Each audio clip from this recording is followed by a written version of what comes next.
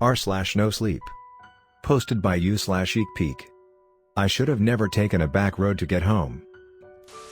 I lived in a fairly rural area. I worked an hour away from home. The drive never really bothered me though. It always gave me time to think about my day. In the morning, I had time to think about what I had to do. At night, I had time to unwind from being in work mode. Back then, I had just purchased my first home. I was 29, fresh out of college, and found a great job. Granted, I was in a great deal of debt. I had just graduated medical school with a specialty in infectious disease. None of that mattered though at the time, the debt I mean. I was a young doctor. I was proud, but undeniably naive. Everything seemed perfect. It was perfect. The hour each way to work was a small price to pay for what I had accomplished. There was hospital that was more local, but it wasn't the kind of hospital that you'd willingly go to. Also, they didn't have a department for my specialty. It was a fairly easy route. I got on the highway and it was basically a straight shot. By the end of my first week, I had the route completely memorized. For the first year, I was confident and full of pride. Things were good. Things were normal. About a year and some change into my new life, I noticed one morning on my way to work that the state was repaving the highway. They were only working on the oncoming side, the way I took on my way home. Irritated, I looked up alternative routes on how to get home on my lunch break. There weren't many, and the ones there were seemed to add on an extra 45 minutes. 1 hour to get home was one thing. 2 hours to get home was ridiculous. I thought they usually gave people a warning before they started construction. I remember thinking to myself that it was whatever, and I just used the GPS on my phone. It was around 9 at night when I left the hospital. I settled into my car, put my phone onto the bolted stand on the dashboard, and typed in my address. It automatically gave me a different route to take, already taking the roadwork into account. I clicked start, and off I went. The beginning of the route took me through a little town and a couple of well-off neighborhoods. Seemed nice enough. I hadn't known it even existed. It wasn't on the map I was looking at when I was at work. Maybe it was just too small? At least that's what I told myself. Around a half hour into the route, it started to become more rural, and narrow. I loved a scenic view, hence why I moved to rural a place. It was way too dark to appreciate the scenery though. The road narrowed so tight, it felt like a one-way. If another car were to come speeding in the opposite direction, we'd collide indefinitely. I went slow, kept my brights on, and stayed as straight as I could. Every 10 minutes, it felt like I was seeing the same thing. I felt like I was going in circles. It was so dark. No street lights or houses. Only trees leading into a cliff with a dainty guardrail as protection. The other side went uphill and led into extremely dense forest. That side didn't have a guardrail. I was laser focused on getting home. I didn't care how long it took me. Upon coming around a fairly sharp bend, I saw something scatter in my peripheral vision. When I fully made the bend, I slowed down. I couldn't really see anything, so if an animal was in the road, I was easily going to hit it. I drove for about 5 minutes before I saw a figure in the distance. I couldn't quite make out if it was a man or a woman, but I could tell they had their thumb out. They were hitchhiking? Here? I hadn't seen a single car the entire time. When I started to get closer, I could tell it was a woman. She was young. She seemed maybe in her early 20s. Her head was down and her long blonde hair covered her face. She seemed lost. I know you should never really stop for a hitchhiker, for safety reasons, but this was just too weird. If she needed help, who knows when the next car would go by. My doctor senses kicked in. I pulled over and rolled down my window. "Hello, miss? Are you in need of medical attention? I'm a doctor." My voice came out more concerning than I expected. "No. Thank you for stopping." Her voice was quiet. I could barely hear her. "Yeah, no problem. Do you?" I stuttered. "Do you need help getting somewhere?" Before I could even finish talking, she fled. She descended into the woods so fast. It was like she vanished right in front of my eyes. The forest was so dense and dark. All it took was a quick sprint and she was completely out of my range of vision. Now, I tried to call the police. There was zero service, as you could imagine. I decided I would call them when I got home. I wasn't stopping again, and I was freaked the hell out. I did manage to make it home, 3 hours after I initially left. I tried to look up how long the road work would take, but I couldn't find anything online. Peeved, I emailed one of my co-workers if they could fill in for me for next 3 days. I hadn't taken a day off since I started working there, and he was happy to oblige. I figured the road work would have been done by then, and I could actually have a few days to myself. After that, I made myself something quick to eat, got in the shower, and went to bed. I had completely forgotten about my encounter with the woman. I was exhausted. I fell asleep thinking about all of the free time I was about to have. I was pretty excited. Around 2:15 a.m., I was awoken by a scratching sound. It sounded like mice crawling all throughout the walls. The sound was sharp and deep. At first I thought I was still sleeping and it was just a dream. Then I heard a crash from the kitchen. I sat up immediately.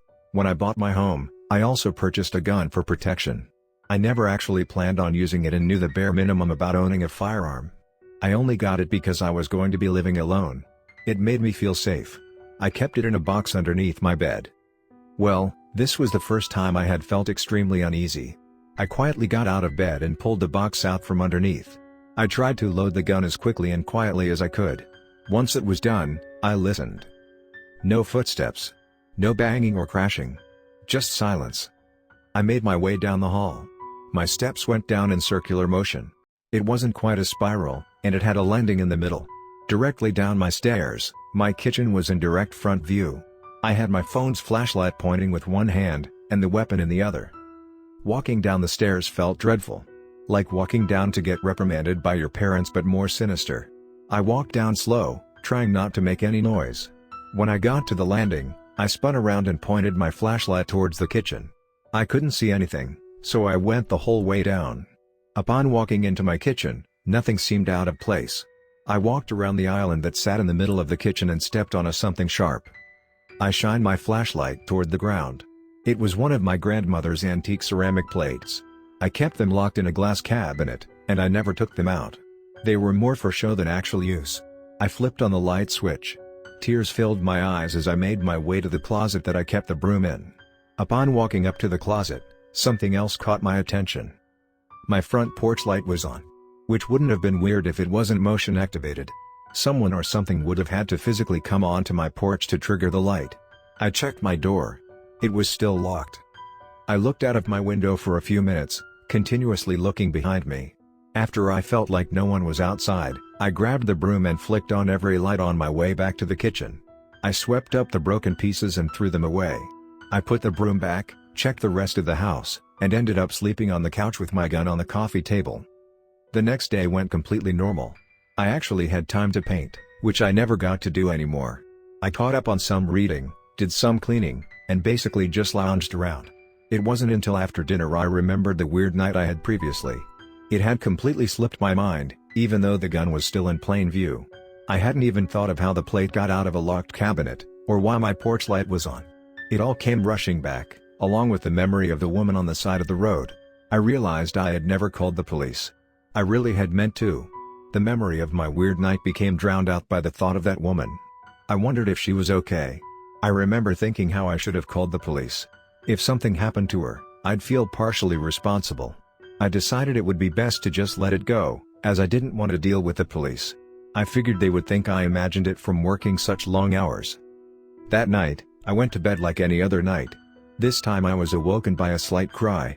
In my half-asleep state, it almost sounded like distant sobbing. It got louder, and I was fully awoken when it turned into a scream. I sat up and looked at my phone. 2:15 a.m. Weird. I thought to myself but said audibly. I know I heard a scream, and I thought I heard crying? The air felt still. It was so quiet you could hear a needle drop. Then I heard it. I heard crying. Like that of a grieving widow, or the mourning of a loss of a child. It was a soft, but gut-wrenching cry. It sounded like it was coming from either within the house, or right outside. I went to grab the box under my bed before I remembered I left the gun out. It was still on the table. Oh no. No no no no no. I whispered. I sat on the floor and racked my brain on the next logical move. I grabbed my phone and turned on the flashlight. This time, I was much quieter and moved methodically. The crying became clearer as I moved towards the steps. It sounded like it was coming from the front of the house. I finally made it to the living room and grabbed the gun off of the coffee table. Now feeling much more confident, I made my way to front door. I could see the porch light shining through the curtains. The crying was loud. I checked the door. It was still locked. Finally, I moved my curtains. It was the girl from the road. Her clothes were the same, but much more tattered. Her eyes were completely bloodshot. Tears were flowing from her eyes. A small stream of blood flowed from the side of her head. Her blonde hair was partly matted and bloodied. She was smiling, but it didn't match the emotion in her eyes. She wasn't blinking. She wasn't even making any sort of motion, but she was crying. It was ear-piercing. She was crying, but she stood as still as a mannequin. She was so close to the window, her breath was creating condensation on the glass. I just stood there, staring at her. She lifted up a tape recorder and clicked a button. It let out an ear-piercing cry. It was pre-recorded. Horror washed over my body as I watched the tears continue to flow her eyes as I heard the recorded cry. "What the hell?" I mumbled under my breath. I kept eye contact as I reached for my doorknob. As soon as I looked away to make sure the door was still locked, she fled. I watched her run down my front porch steps and into the woods that surrounded the right side of my house. I watched out of my window for maybe another hour until I felt safe again. I returned to the living room and sat on the couch. Replaying everything that just happened over in my head, I felt a shiver go down my spine. I knew her. Before I saw her on the road, before that night. I just couldn't remember where. I didn't sleep for the rest of the night. I called the police around 7 in the morning. I told them what had happened, and surprisingly they believed me. I wasn't sure why they were being so understanding. They told me to keep my doors locked and they'd give me a call later that day. While I waited for their call, I couldn't get her face out of my brain. That's when it dawned on me. There was a lady who escaped the psychiatric unit of the hospital I worked at. I had come into contact with her multiple times, as she had contracted an infection during an unfortunate miscarriage. The loss of her baby is what led her to be committed to the psychiatric unit. I called the hospital and asked for her name. My coworker seemed confused. "Hey, are you okay? I heard the police came by your house this morning. They're out looking for her now. You're not hurt, are you?" My coworker sounded worried. "Yeah, I'm fine. I think I saw her last night. Weird things have been going on. I don't know what to make of it. I think she's been in my house, but I can't be sure." "Why do you sound so panicked?" I tried to remain my composure. "They found a note on her bed, man. She thinks you're responsible for the loss of her baby. I thought that's why you took those days off, to stay safe until they found her?" His voice now more confused than worried. "No. I didn't know. No one told me? That doesn't even make any sense. I only treated her infection?" I probably sounded frantic at this point. "No one told you this? Even the police knew? You need to go stay with your parents or something. Especially if she's been at your house. I'll cover you, just stay safe. I got to go. Call me soon." His voice was stern. "Yeah, okay. Thank you. I'll talk to you soon." My voice was faint. I hung up the phone. I packed all of my things and went to load everything into my car. I called the police and told them I'd be leaving until she was caught. They recommended that was the safest course of action. I ended up selling the house and quitting my job. I relocated closer to my parents and found a job at the local hospital there. The police did finally catch her though. The last phone call I received about the situation was from the police. They found her inside of my house, inside of the attic. She had scratched profanity into the floorboards and was found with a gun. My gun. She had replaced my gun with a fake. The bullets were fake too. She found my house key under the front doormat. She supposedly found my house following the wooded area, and once she saw my car, she knew she was headed the right direction. They say if I would have stayed one more day, I probably wouldn't have made it. It's been years, and I still can't bring myself to have another 3-day weekend.